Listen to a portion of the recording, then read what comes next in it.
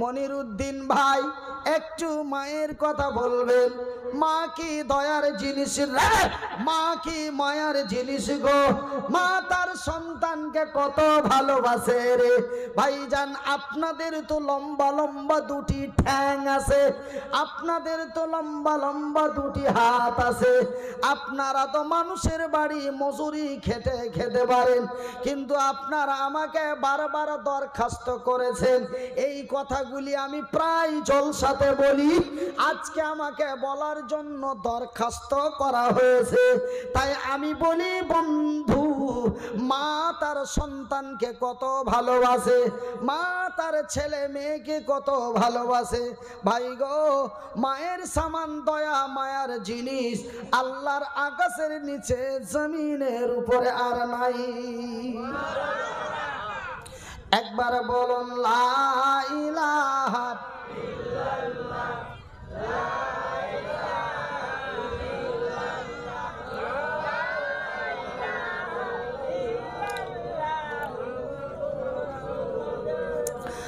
আমার তো জনম দুঃখী মা, আমার জনম দুঃখী মা, আমার দয়াপতি দরদিনী মা। আল্লাহুম্মা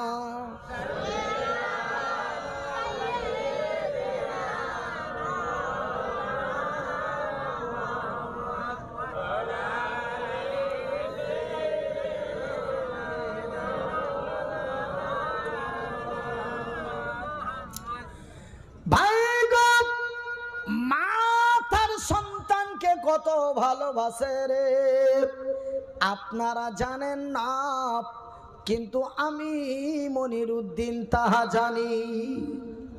বলবেন মনিরুদ্দিন ভাই, আপনি কোরআন নবীর হাদিস পড়েছেন তার জন্য নাকি জানেন? আমরা কেন জানি না? একজন মা তার সন্তানকে কত ভালোবাসে আপনারা জানেন না, আমি তা জানি রে ভাই গো। মা তার সন্তানকে কত ভালোবাসে। ভাইজি, আপনি আল্লাহর জমিনে এসেছিলেন, আপনি মায়ের গর্ভে থেকে আসার পরে মা আপনারে কত আদর করে যত্ন করে বুকে জড়িয়ে আপনাকে স্তন পান করিয়েছিল।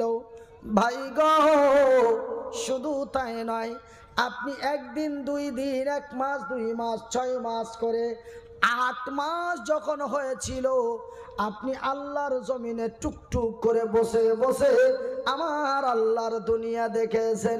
কিন্তু ভাই গো, আমি মনিরুদ্দিন আল্লাহর জমিনে এসে আমি 1 2 করে 4 বছর বসতে পারি নাই। 4 বছর শুয়ে আল্লাহর দুনিয়া দেখেছি। আপনারা 2 বছরে বসতে পেরেছে, হাঁটতে আল্লাহর জমিনে চলতে পেরেছেন। 2 বছরে আপনারা আল্লাহর জমিনে চলতে পেরেছেন, কিন্তু আমি মনিরুদ্দিন 8 বছর ধরে আল্লাহর জমিনে চলতে পারি নাই। আমি চলতে পারি বাবা, কিন্তু আপনারা আমাকে চলতে দিচ্ছেন না একটা মহব্বতে। আর আমিও কয়েকটা কারণকে কেন্দ্র করে আমিও আল্লাহর জমিনে চলি না।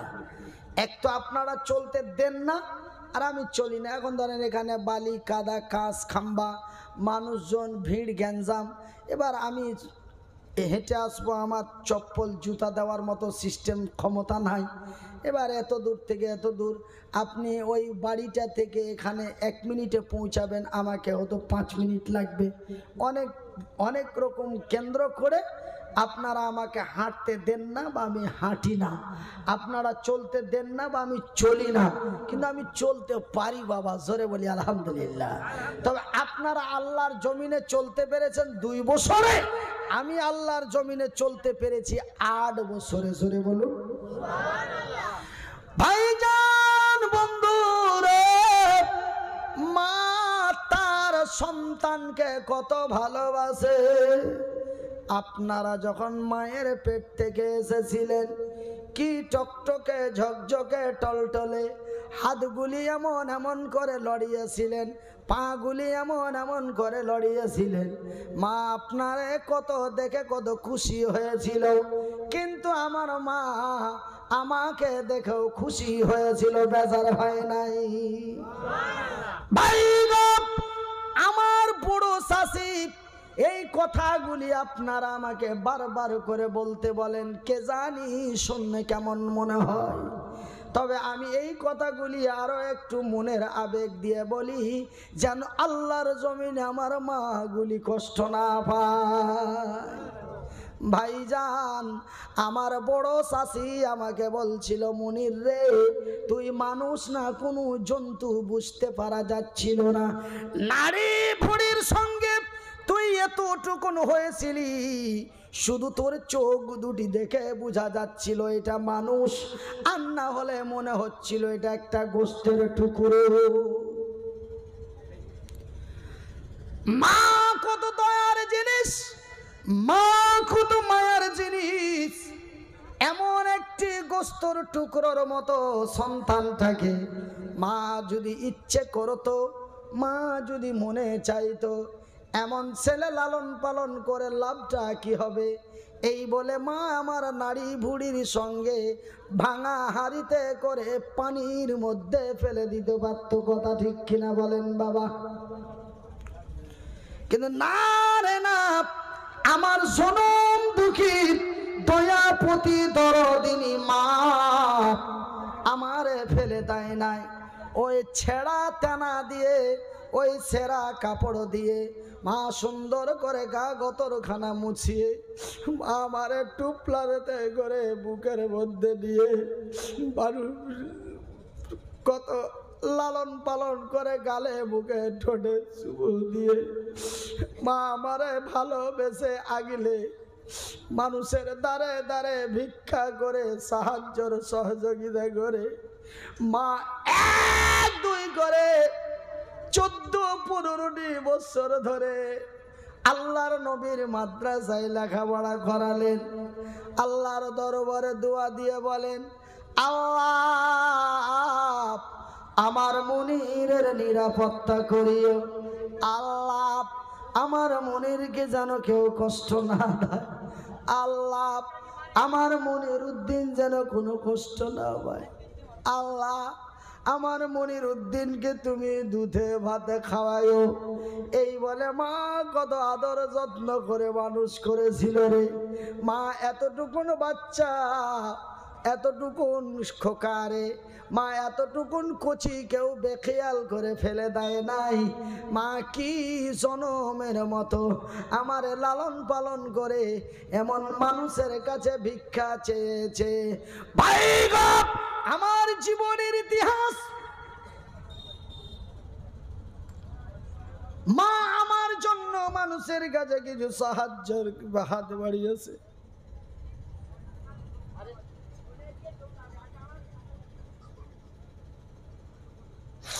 কেউ মারে খুশি করে দিয়েছে, কেউ মাকে খুশি করে দিয়েছে, আবার কেউ মাকে উল্টো পাল্টো কথা বলেছে।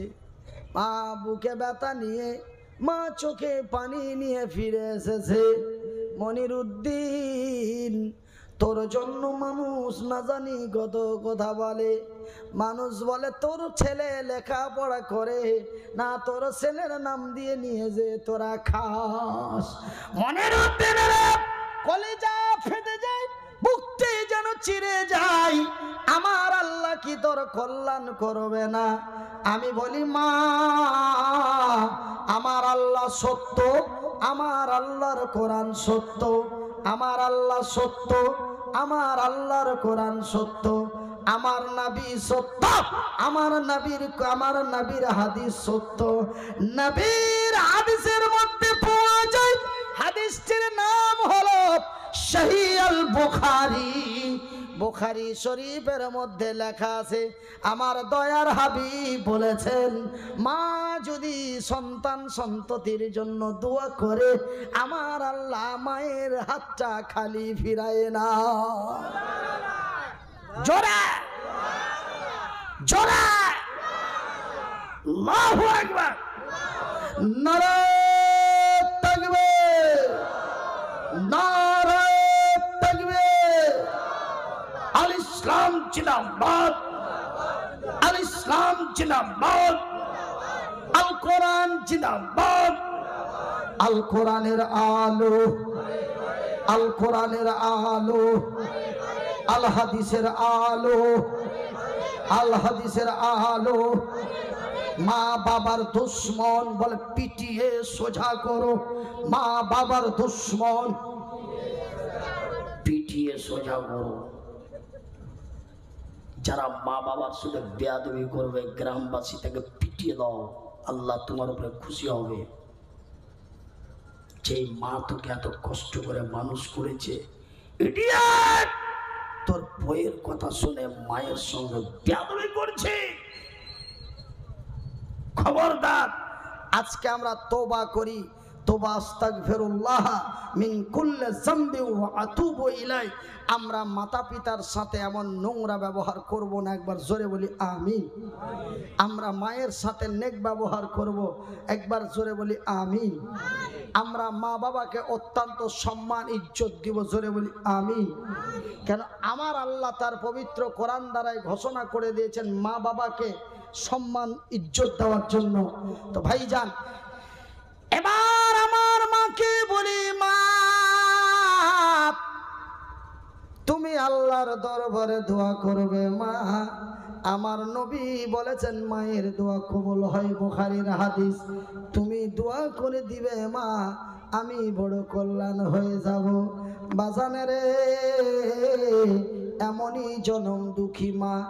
মা তার সন্তানকে এত ভালোবাসে, কিন্তু আমার রাসূল দয়ার হাবিব নবী মুহাম্মদুর রাসূলুল্লাহ বলুন সাল্লাল্লাহু আলাইহি ওয়াসাল্লাম, আল্লাহর নবী, দয়ার নবী, বিশ্বের নবী বললেন, আয়েশা রে, সেই দিনটি এমন খাতারনাকময় ভয়াবহ দিন হবে, সেই দিন মায়ের কোল থেকে সন্তান ছুটে পড়ে যাবে, মায়ের কোল থেকে বাচ্চা ছুটে পড়ে যাবে, মা কিঞ্চিত পরিমাণ বুঝতে পারবে না আমার কোলের মানিক কোথায়। কি ভয়াবহ দিন আমাদের কাছে আসছে বাবা, সেই দিনটির নাম হলো কিয়ামত। ভাই গো, আকাশ নেই, পাহাড় নেই, চন্দ্র নেই, সূর্য নেই, নক্ষত্র নেই, গ্যালাক্সি নেই, উপগ্রহ নেই, মঙ্গল গ্রহ নেই, মহাশূন্য নেই। এক এক করে আমার আল্লাহ সমস্ত কিছু ভেঙে চুরমার করে মাটিতে গুটিয়ে নিরাকার করে দেবে। একটা পিপিলিকা পর্যন্ত আমার আল্লাহ তার জমিনের উপরে রাখবে নাই, সব শেষ। আমার আল্লাহ এমনকি তার বড় বড় বড় বড় বড় বড় বড় বড় বড় শক্তিশালী ফারিস্তা জিনগুলিকে আমার আল্লাহ শেষ করে দেবে। যে আজরাইল পৃথিবীকে মেরে দেবে, আমার আল্লাহ সেই আজরাইলকেও রাখবে না, আজরাইলকেও মেরে দেবে। নিরাকার আল্লাহ এক, জোরে বলুন আজকে তা প্রমাণ হয়ে গেল। আমার নবী বলেন বিসমিল্লাহ, আমার আল্লাহ রাব্বুল আলামিন বলেন বিসমিল্লাহির রহমানির রহিম।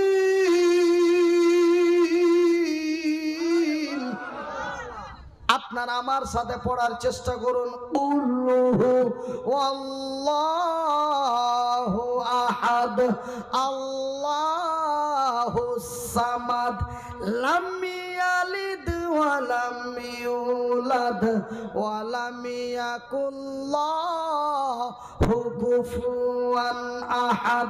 ওগো নবী বলে দাও, কাকে বলবো, কাকে বলবো? আমার আল্লাহ বলেন সমস্ত মানুষকে বলে দাও, পৃথিবীর মানুষকে বলে দাও, তিনি এক, তিনি একক, তিনি একা, তার মুখ ফিকি আর কোনো উপাস্য নাই। আজকে আমার আল্লাহ একা, আর কেউ নাই, আর কেউ নাই, আর কেউ নাই, শেষ, সব শেষ। এবার আমার আল্লাহ তার ক্ষমতা দাপট দেখিয়ে বলবে, এই দুনিয়া আইনা সাজারফি, রে পৃথিবী জবাব দে, তোর উপরে যেই সাজানো গাছগুলি ছিল সেই গাছগুলি কোথায়? ক্ষমতা কার? ক্ষমতা কার? তোরা যে ভেবেছিলি বট গাছের বড় ক্ষমতা, তোরা বট গাছের চতুর্দিকে সিঁড়ি বেঁধে লাল কাপড় লটকে বট গাছের যে বলছি কিছু দে। আজকে গাছগুলি কোথায়? ক্ষমতা কার? এই মুসলমানের বাচ্চারা, আমি অমুসলিমদের বলতে চাই না, এই মুসলমানের বাচ্চারাও বট গাছের কাছে যায় আর বট গাছের নিচে বসে বট গাছকে প্রাধান্য দেয়। আমি কি বেশি বলে দিলাম বাবা? আমার নিজের চোখে দেখা কোচবিহার ডিস্ট্রিক্ট বলে নাম আছে, সেই কোচবিহার ডিস্ট্রিক্টের আপনার মাথা ভাঙা সিতাই শীতলকুচি থানার মধ্যে এক জায়গায় 5টা বট গাছ আছে। ওরা ওখানটাকে 5 পীর বলে সম্মান শ্রদ্ধা জানাচ্ছে। আমি গেলাম ওই এলাকায় ওয়াজ করতে। আমি ভাবলাম যে 5 জন আল্লাহর ওলি এখানে শুয়ে আছে, যেই যাই একটু মাজার দর্শন করে আসি। এই মামুর বেটারা, মামুরা বলছে হুজুর এখানে কোনো আল্লাহর ওলি শুয়ে নাই। তবে 5 পীর কেন বলিস? বলে যে কি আমার 14 পুরুষ আমার বাবা দাদুদের আমলে এক জায়গাতেই, মানে এই যে প্যান্ডেলটা আছে এতটুকুন জায়গার মধ্যে 5টা বট গাছ। তখনকার মানুষ একটু বেশি বুঝতো, তো ওনারা ভাবলেন যে কি নিশ্চয় এখানে কোনো আল্লাহর ওলি বা এখানে কোনো আল্লাহর মুসলেহাত আছে, আর না হলে এক জায়গাতে 5টা বট গাছ কেন বের হবে। এই জন্য আমরা এই জায়গাটাকে প্রাধান্য দিয়ে এখানে আমরা সিজদা জ্ঞাপন করি। আমাদের কিছু চাওয়া পাওয়া মনের কথা এসে 5 বট গাছকে বলি। আমি বলি তোদের উপরে আল্লাহ লানত পড়ুক।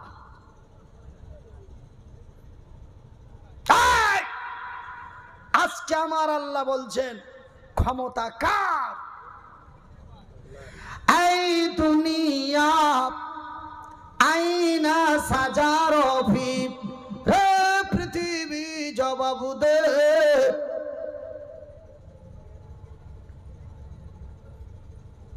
আজকে গাছগুলি কোথায়?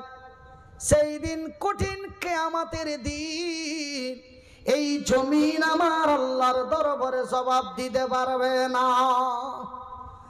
আমার আল্লাহ তার আরো ক্ষমতা দাপট দেখিয়ে বলবে, এই দুনিয়া আইনা জিবালফি, ভারতের বড় বড় বিজ্ঞানীরা বলেছিল, আমেরিকা, লন্ডন, থাইল্যান্ড, জাপানের বিজ্ঞানীরা বলেছিল এই জমিনটাকে পাহাড় দিয়ে থেমে রাখানো আছে।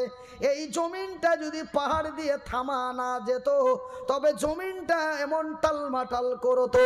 এই জমিনটাকে থামিয়ে রাখার জন্য, এই জমিনটাকে থামিয়ে